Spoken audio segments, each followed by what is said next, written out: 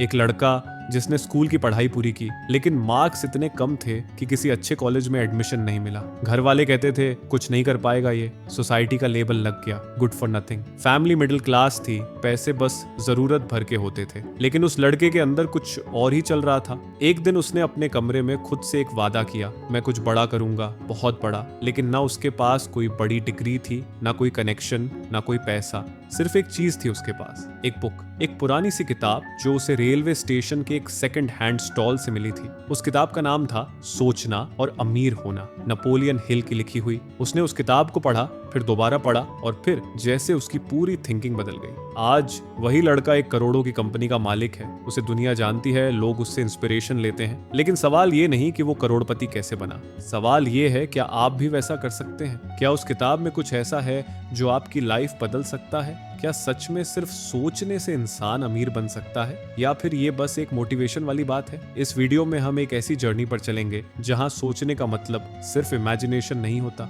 बल्कि वो पहला स्टेप होता है अमीर बनने की असली शुरुआत का। शुरुआत होगी एक सिंपल डिजायर से और खत्म होगा एक ऐसे माइंडसेट पर जो आपके अंदर छिपे करोड़पति को जगा सकता है। तो वीडियो को अंत तक जरूर देखिए, क्योंकि हो सकता है ये सिर्फ एक रिव्यू ना हो, ये आपकी जिंदगी की टर्निंग पॉइंट बन जाए। क्या कभी आपने ये सोचा है कि दो लोग एक ही शहर में, एक जैसे स्कूल में पढ़ते हैं, एक जैसे बैकग्राउंड से आते हैं, लेकिन एक करोड़पति बनता है और दूसरा स्ट्रगल करता रहता है? नेपोलियन हिल ने भी यही सवाल खुद से पूछा था। उन्हें समझ नहीं आ रहा था, जब सबकी जिंदगी की शुरुआत ऑलमोस्ट सेम होती है तो कुछ लोग इतना आगे कैसे निकल जाते हैं? क्या वजह है कि कुछ लोग सिर्फ सपना देखते हैं और कुछ लोग उन सपनों को हकीकत बना लेते हैं? नेपोलियन हिल कोई मोटिवेशनल स्पीकर नहीं थे, वो एक रिसर्चर थे, और इस एक सवाल का जवाब ढूंढते ढूंढते उन्होंने अपनी पूरी जिंदगी बदल दी।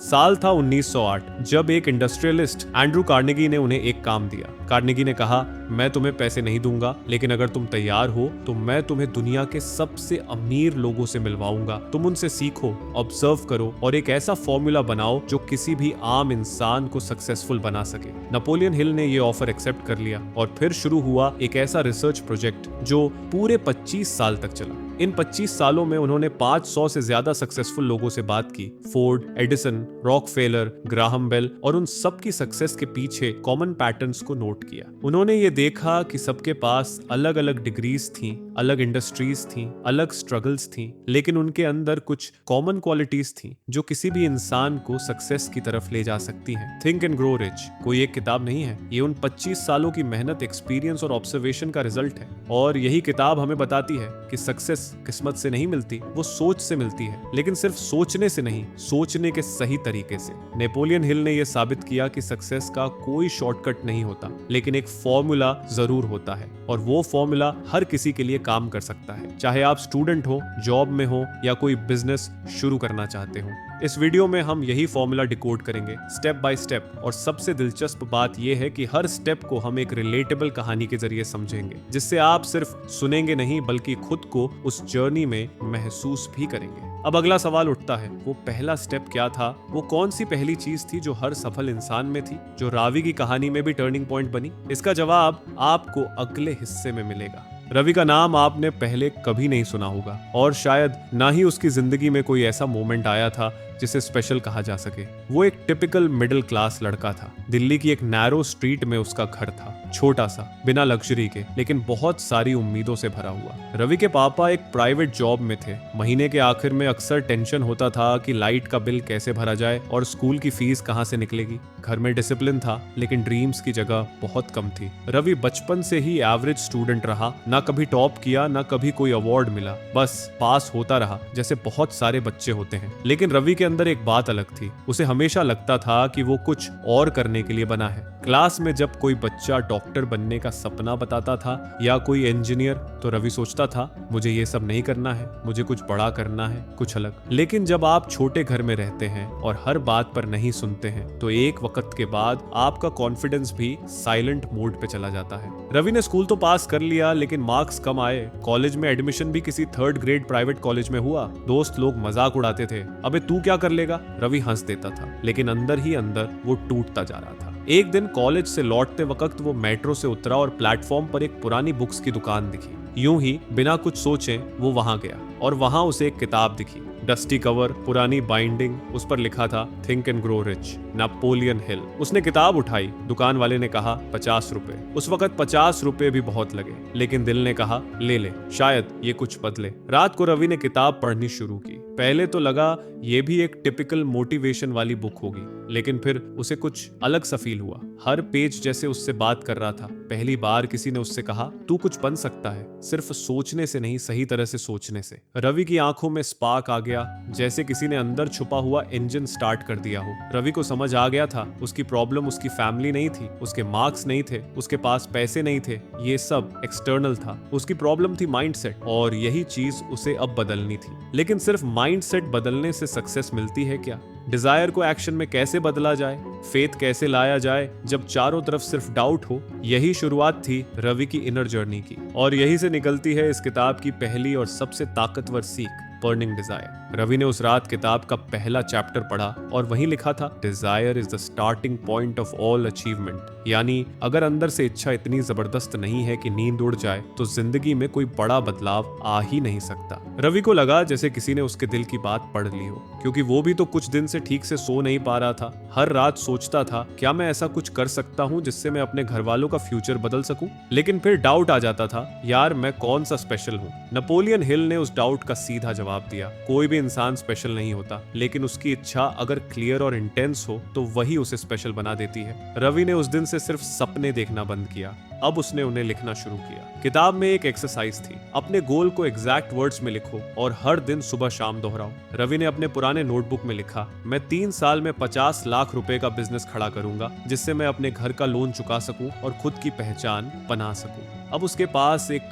क्लियर डेस्टिनेशन थी और एक फायर जो हर दिन उसे पुश कर रही थी। सोचिए, एक लड़का जो कल तक खुद पर डाउट करता था, अब हर सुबह उठकर मिरर में खुद से कह रहा था यस आई कैन। रात को सोने से पहले वो अपनी नोटबुक निकालता, अपना गोल पढ़ता और इमेजिन करता कि वो ऑलरेडी अचीव कर चुका है। शुरुआत में लोग हंसते थे, फैमिली ने कहा जॉब कर ले, बिजनेस में रिस्क है, लेकिन रावी अब किसी की सुनने के मूड में नहीं था। उसके अंदर अब मोटिवेशन नहीं, मिशन जाग गया था। नेपोलियन हिल कहते हैं weak desires bring weak results, just like a small fire can not produce much heat. Ravi अब अपने अंदर की फायर को तेज कर चुका था और अब उसे रोकना मुश्किल था। लेकिन बर्निंग डिजायर अकेले काफी नहीं है। अगर ये इच्छा एक्शन में ना बदले तो वो सिर्फ एक सपना बनकर रह जाती है। अब सवाल ये है, रावी ने उस डिजायर को प्लान में कैसे बदला? उसने एक्शन कैसे लिया जब उसके पास ना पैसा था, ना नेटवर्क और ना ही कोई गाइडेंस? इसका जवाब आपको मिलेगा अगले पार्ट में, जहां हम जानेंगे कि कैसे सिर्फ नॉलेज नहीं बल्कि सही स्ट्रैटेजी और फेथ ही जिंदगी बदलती है। डिजायर एक स्पार्क है, लेकिन उस स्पार्क को फ्लेम में बदलने के लिए चाहिए फेथ।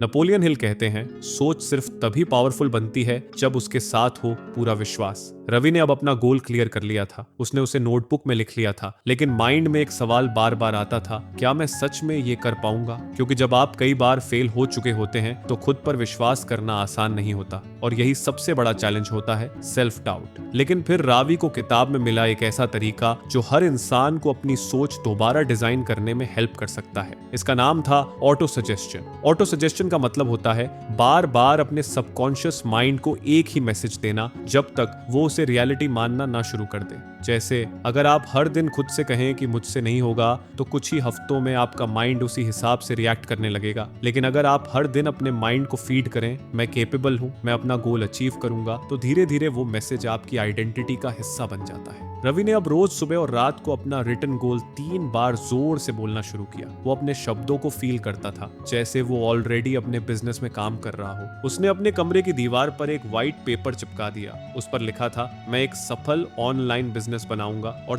3 साल में 50 लाख रुपए कमाऊंगा। हर बार जब वो थकता, फ्रस्ट्रेट होता, वो उस पेपर को देखता और रिमाइंड करता, मैंने खुद से वादा किया है, मैं कर सकता हूँ। नेपोलियन हिल कहते हैं faith is a state of mind that may be induced by auto suggestion. मतलब विश्वास कोई मिरेकल नहीं है, वो बनाया जा सकता है। और ये कोई टेम्पररी मोटिवेशन नहीं थी। रावी का कॉन्फिडेंस अब सोच से एक्शन की तरफ बढ़ रहा था। फेथ ने अब रावी को एक नई नजर से देखना सिखा दिया था, ना सिर्फ दुनिया को बल्कि खुद को भी। लेकिन विश्वास और सोच के बाद अगला चैलेंज था एक्शन। सोचना आसान है, बोलना आसान है, लेकिन जब ग्राउंड रियलिटी सामने आती है, पैसे नहीं होते, कोई सपोर्ट नहीं होता, तब क्या करे? रावी के पास ना फैंसी स्किल्स थी, ना कोई नेटवर्क, फिर भी उसने कैसे प्लानिंग की शुरुआत की? क्या सिर्फ सोच और विश्वास से कोई प्रैक्टिकल रिजल्ट आ सकता है? इसका जवाब मिलेगा अगले हिस्से में, जहां हम जानेंगे कि कैसे रावी ने अपने पहले बिजनेस प्लान की शुरुआत की और क्यों हिल कहते हैं कि नॉलेज केवल पावर है, लेकिन एक्शन में डाली गई नॉलेज ही असली ताकत है। डिजायर था, फेथ था, लेकिन अब बारी थी असली मैदान में उतरने की, यानी एक्शन की। नेपोलियन हिल कहते हैं, knowledge is not power, it is only potential power. मतलब अगर आप सिर्फ पढ़ते रहेंगे, सोचते रहेंगे, लेकिन कोई कदम नहीं उठाएंगे, तो वो नॉलेज सिर्फ आपके माइंड में बंद रह जाएगी। रावी अब पूरी तरह से तैयार था, माइंड क्लियर था, गोल फिक्स था और अंदर की एनर्जी हाई थी। लेकिन फिर एक सवाल, अब शुरुआत कहां से करूं? उसके पास ना कोई बिजनेस एक्सपीरियंस था, ना कोई मेंटर। उसने यूट्यूब पर वीडियोस देखे, फ्री कोर्सेज किए, ब्लॉग्स पढ़े। उसे समझ आया कि लोग डिजिटल प्रोडक्ट बेच कर पैसे कमा रहे हैं, फ्रीलांसिंग कर रहे हैं और कुछ लोग कंटेंट मार्केटिंग से भी इनकम बना रहे हैं। लेकिन जानकारी इतनी ज्यादा थी कि कंफ्यूजन भी उतना ही बड़ा हो गया। यहीं पर आती है तीसरी प्रिंसिपल, ऑर्गेनाइज्ड प्लानिंग।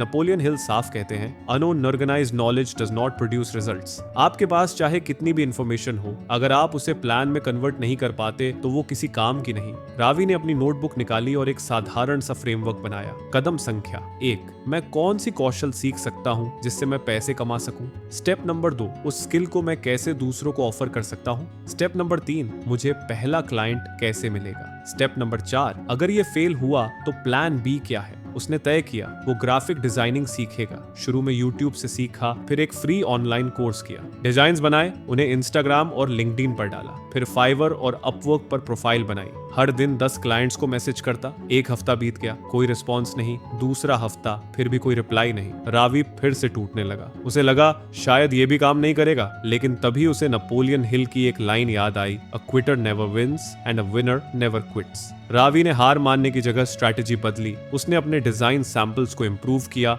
अपने मैसेजेस को शॉर्ट और फ्रेंडली बनाया और आखिरकार तीसरे हफ्ते उसे पहला ऑर्डर मिला, $15 का, यानी लगभग 1200 रुपए का। शायद अमाउंट बहुत कम था, लेकिन रावी के लिए ये एक सिग्नल था, अब गेम शुरू हो गया है, क्योंकि अब उसकी सोच, उसकी प्लानिंग और उसकी मेहनत का पहला प्रैक्टिकल रिजल्ट सामने आ चुका था। लेकिन यहीं पर एक नया चैलेंज आया, कंसिस्टेंसी और फेलियर की वापसी। क्या रावी इस मोमेंटम को मेंटेन कर पाया? क्या वो अपने प्लान पर टिक पाया जब चीजें फिर से अस्थिर होने लगी? और यही वो जगह है जहां ज्यादातर लोग हार मान लेते हैं, क्योंकि अगला स्टेप आता है परसिवियरेंस, यानी बार बार गिरने के बाद भी चलते रहना। अब आगे बढ़ते हैं उस हिस्से की तरफ जहां रावी के सामने सबसे बड़ा इमोशनल टेस्ट आया, जब एक गलती ने उसका पूरा प्रोजेक्ट खतरे में डाल दिया। रावी की मेहनत रंग ला रही थी, उसका फ्रीलांसिंग काम धीरे धीरे चल पड़ा था, क्लाइंट्स बढ़ रहे थे, थोड़ी इनकम भी आने लगी थी। लेकिन फिर एक दिन कुछ ऐसा हुआ जिससे उसके कॉन्फिडेंस की दीवारें फिर से हिलने लगी। एक इंपॉर्टेंट क्लाइंट से उसने एक बड़ा ऑर्डर लिया, $500 का।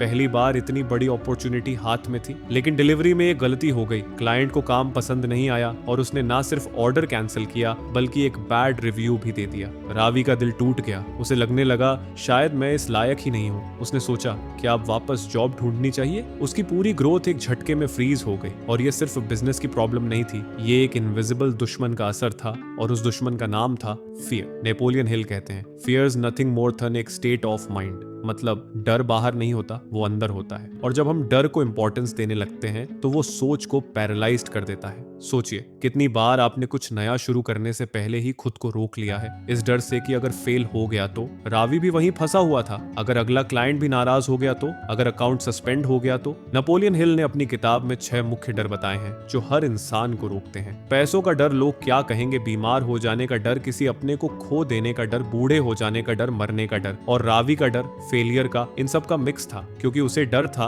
कि अगर ये काम ना चला तो फैमिली को क्या जवाब देगा और खुद को कैसे देखेगा। लेकिन फिर उसने एक दिन किताब का वही पेज खोला जहां लिखा था, The only thing we have to fear is fear itself। Ravi ने उस पेज को बार बार पढ़ा और फिर खुद से एक सवाल पूछा, क्या मैं हार मानने के लिए शुरू किया था? फिर उसने एक व्हाइट बोर्ड निकाला और सबसे ऊपर बोल्ड में लिखा, डर को जीतने का एक ही तरीका है, एक्शन। उसने क्लाइंट से माफी मांगी, प्रोजेक्ट दोबारा तैयार किया और बिना किसी एक्स्ट्रा चार्ज के भेजा। क्लाइंट ने रिप्लाई में लिखा, thanks for your honesty, I will give you another chance. और यहीं से रावी को एक लेसन मिला, डर कभी भी आपको रोकता नहीं है जब तक आप खुद उसे इंपॉर्टेंस ना दें। लेकिन फियर के बाद आता है अगला बड़ा स्टेप, अकेले चलने की लिमिटेशन। क्योंकि चाहे आप कितना भी मोटिवेटेड हो, अगर आप अकेले हैं तो जर्नी लंबी लगने लगती है। अब रावी को समझ आया उसे एक टीम चाहिए, एक सर्कल चाहिए जो उसे पुश करे, और यही अगली सीख है, मास्टरमाइंड। रावी फिर से पटरी पर आ चुका था। क्लाइंट्स मिल रहे थे, इनकम बढ़ रही थी, लेकिन अब एक नया पैटर्न सामने आने लगा था। वो थकने लगा था। हर डिसीजन उसे खुद लेना होता था। हर प्रॉब्लम का सोल्यूशन अकेले निकालना पड़ता था। कभी इंटरनेट की प्रॉब्लम, कभी क्लाइंट की गलत डिमांड, कभी खुद की एनर्जी लो, और इन सब के बीच रावी ने महसूस किया, मैं अकेला लड़ रहा हूँ। नेपोलियन हिल कहते हैं, no mind is complete by itself, it needs contact with other minds to grow and succeed. यानी अकेले आप बहुत दूर नहीं जा सकते। आपको ऐसे लोगों की जरूरत है जो आपको समझें, इंस्पायर करें और गाइड कर सकें। इसी को कहते हैं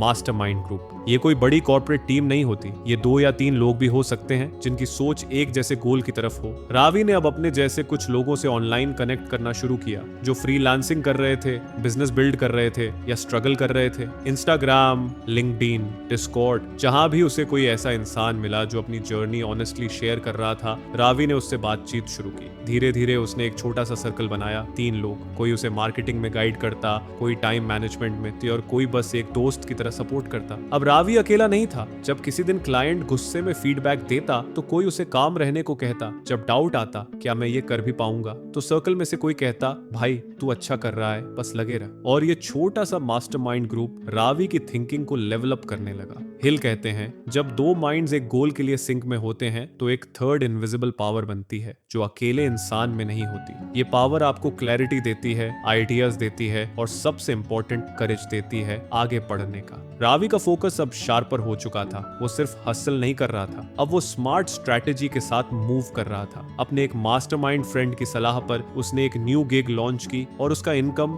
2 गुना हो गया। रावी ने अब खुद से एक नई लाइन बोलनी शुरू की, सक्सेस अकेले पॉसिबल है लेकिन सस्टेनेबल नहीं। लेकिन सब कुछ स्मूथ चल रहा हो तो भी जिंदगी एक फाइनल टेस्ट जरूर लेती है, क्योंकि अगला चैलेंज रावी की पेशेंस का, उसकी कंसिस्टेंसी का और उसकी लिमिट का टेस्ट था। अब हम चलेंगे उस फेज की तरफ जहां कई लोग गिव अप कर देते हैं, जहां सक्सेस बहुत पास होती है लेकिन लगता है सब कुछ छूट रहा है। और यहीं पर आती है नेपोलियन हिल की अगली पावरफुल सीख, परसिवियरेंस। रवि की जिंदगी अब एक नई रफ्तार पकड़ चुकी थी। क्लाइंट्स थे, इनकम स्टेडी थी, और उसके अंदर एक नई कॉन्फिडेंस भी आ चुकी थी। लेकिन जब सब कुछ सही लगने लगता है, तभी अचानक ऐसा कुछ होता है जो जिंदगी का असली इम्तिहान लेता है। 1 महीने में रावी के 3 बड़े क्लाइंट्स ने काम कैंसिल कर दिया। किसी को डिलीवरी टाइम से इश्यू था, किसी को डिजाइन स्टाइल से। फाइवर का प्रोफाइल नीचे गिरने लगा, रेटिंग्स कम हो गई, और एक दिन प्लेटफॉर्म ने वार्निंग भी भेज दी, एक और खराब समीक्षा और आपका प्रोफाइल सस्पेंड हो सकता है। रावी के लिए ये एक झटका था।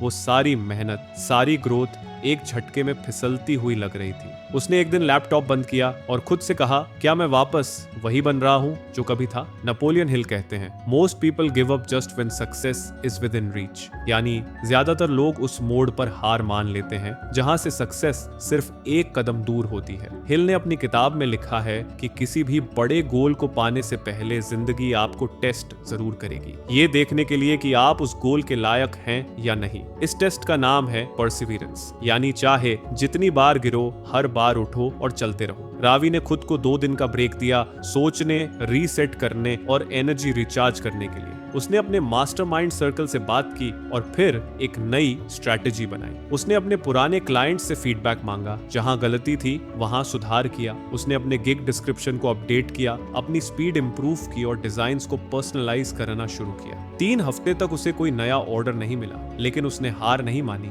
हर दिन वो सिस्टमैटिकली अपने प्रोफाइल को पॉलिश करता रहा, आउटरीच करता रहा, और फिर चौथे हफ्ते उसे एक इंटरनेशनल क्लाइंट से $800 का ऑर्डर मिला, अब तक का सबसे बड़ा प्रोजेक्ट। रावी की आंखों में वो चमक थी जो सिर्फ वही समझ सकता है जिसने हार के बहुत पास जाकर भी खुद को पीछे खींच लिया हो। नेपोलियन हिल ने बिल्कुल सही लिखा था, success requires no apologies and failure permits no alibis. अब रावी को समझ आ चुका था, ग्रोथ एक स्ट्रेट लाइन नहीं होती, वो जिगजैग होती है, और हर फॉल के बाद एक राइज छिपा होता है। लेकिन अब रावी का सफर सिर्फ उसके लिए नहीं था, अब वो दूसरों की मदद करना चाहता था। उसने एक गोल सेट किया, 1 साल के अंदर 1 लाख लोगों तक ये मैसेज पहुंचाना कि अगर सोच बदलो और थमे बिना चलते रहो तो कुछ भी पॉसिबल है। और यहीं से शुरू होता है उसकी जर्नी का फाइनल चैप्टर, जब वो सिर्फ खुद की ग्रोथ नहीं, दूसरों की सोच को भी चेंज करना शुरू करता है। अब हम चलेंगे उस मोड़ की तरफ जहां रावी की स्टोरी कंप्लीट होती है और थिंक एंड ग्रो रिच की फिलॉसफी अपने पीक पर पहुंचती है। रवि अब वही इंसान नहीं था जो एक टाइम पे खुद पर भी भरोसा नहीं करता था। अब वो अपने जैसे हजारों लोगों के लिए इंस्पिरेशन बन चुका था। उसने 3 साल पहले एक सपना देखा था और उसे सिर्फ देखा नहीं, जिया। हर दिन, हर सेटबैक, हर रिजेक्शन को उसने अपने ग्रोथ का हिस्सा बनाया। आज रावी एक सक्सेसफुल एंटरप्रेन्योर है। उसकी खुद की डिजिटल एजेंसी है जहां 12 लोग काम करते हैं। उसने अपनी माँ का लोन चुकाया, अपने पापा को अर्ली रिटायरमेंट दिलाया और अब वो हर महीने ऑनलाइन वेबिनार्स करता है जहां वो लोगों को सिखाता है कैसे सोच बदलने से जिंदगी बदल सकती है। कभी जिस कमरे में बैठकर उसने थिंक एंड ग्रो रिच पढ़ना शुरू किया था, आज उसी कमरे की दीवार पर एक फ्रेम लगा है, उसी किताब का कवर, और नीचे लिखा है this book changed my life. Napoleon Hill ने जो 25 सालों में सीखा था, रावी ने उसे अपनी जिंदगी में अप्लाई करके साबित किया कि सोच में ताकत होती है। लेकिन सिर्फ सोचने से कुछ नहीं होता। सोच, विश्वास, प्लान, एक्शन, फॉल, फिर एक्शन, यही फॉर्मूला उसे उस मुकाम तक ले गया जहां वो आज खड़ा है। थिंक एंड ग्रो रिच सिर्फ एक किताब नहीं थी,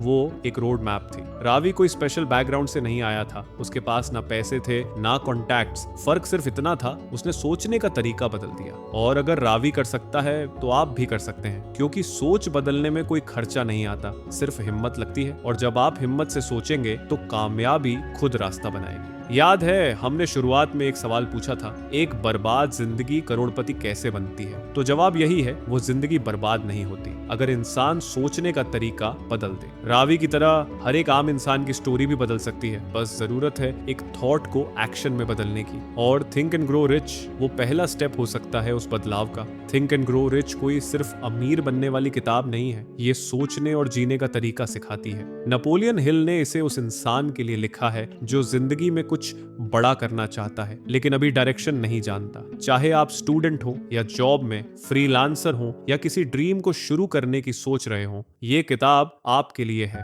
इसमें ना कोई शॉर्टकट है, ना कोई मैजिक ट्रिक, बस एक सीधा सा फॉर्मूला है जो सोच से शुरू होता है और रिजल्ट तक ले जाता है। ये किताब हमें याद दिलाती है कि हमारी असली लड़ाई बाहर की दुनिया से नहीं होती, वो अंदर से शुरू होती है, हमारे माइंडसेट से। Desire, faith, planning, action, persistence और मास्टरमाइंड, ये सब स्टेप्स मिलकर एक ऐसी क्लैरिटी बनाते हैं जो जिंदगी की हर चैलेंज में डायरेक्शन दे सकती है। आप सोच रहे होंगे क्या सिर्फ एक किताब वाकई जिंदगी बदल सकती है? तो जवाब है, अगर आप सिर्फ पढ़ने के लिए ना पढ़ें बल्कि समझने और करने के लिए पढ़ें तो हाँ, एक किताब बहुत कुछ बदल सकती है। क्योंकि कई बार एक सोच, एक वाक्य या एक लाइन पूरे नजरिए को बदल देती है। रवि की तरह शायद आपकी भी जिंदगी उस मोड़ पर हो जहां सब कुछ धुंधला लग रहा हो, और हो सकता है यही किताब आपको वो रोड मैप दे जिसका आप इंतजार कर रहे हैं। तो अगर अब तक आपने थिंक एंड ग्रो रिच नहीं पढ़ी है तो आज ही उसे अपनी रीडिंग लिस्ट में जोड़ लीजिए, और अगर पढ़ी है तो दोबारा पढ़िए, इस बार पूरे दिल से, क्योंकि ये किताब हर बार नए मतलब देती है। बस आपकी सोच तैयार होनी चाहिए उसे समझने के लिए।